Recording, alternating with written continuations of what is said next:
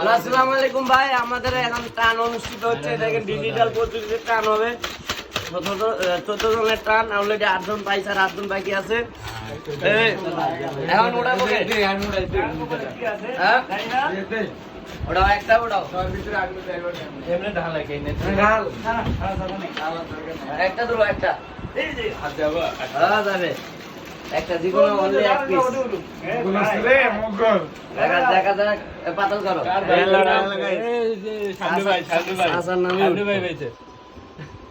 দেখা যাক নাজমুল। নাজমুল ভাই পেয়ে গেছে নাজমুল পেয়েছে।